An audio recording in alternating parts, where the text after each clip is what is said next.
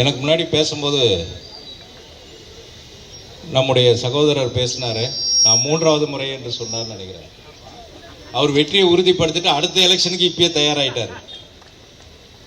இன்னொன்றே சொல்றேன், இது ரொம்ப சூப்பரான இடம். அப்படிப்பட்ட இடத்திலே, ஏன்னா 2 பேருமே தோல்வியை சந்தித்து கொண்டிருக்கின்றவர்கள். நேற்று நம்முடைய துணை முதல்வர் இளைஞரணி செயலாளர் அவர்கள் ரொம்ப தெளிவாக சொன்னார், நிச்சயமாக அவருக்கு கவர்னர் பதவி உறுதியாக உண்டு என்று சொல்லியிருக்கிறார். இப்போ அவர் மயிலாப்பூரில் பிரச்சாரத்தில் களத்தில் இறங்கியிருக்காரு.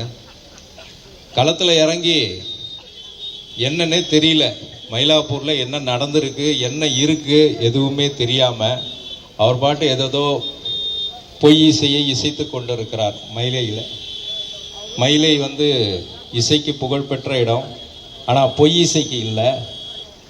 அது என்ன இசைன்னு எல்லாருக்குமே தெரியும். மயிலாப்பூர் வளர்ச்சி அடையலையா? ஏற்கனவே இருந்த வேலு அவர்கள் எந்த பணியையும் செய்யவில்லை என்று பிரச்சாரத்திலே ஆங்காங்கே மக்களிடத்திலே எடுத்து சொல்லியிருக்கிறார்கள். மக்கள் எல்லாம் சிரித்து கொண்டிருக்கிறார்கள். இதுதான் உண்மை. இன்னும் நான் சிறப்பாக ஒன்று சொல்ல வேண்டும் என்று சொன்னால், இவர் என்ன செய்திருக்கிறார்? ஒன்றுமே செய்யலை ஒன்றுமே செய்யலைன்னு ஊர் ஃபுல்லாக சுற்றி பிரச்சாரம் பண்ணிட்டு இருக்காரு.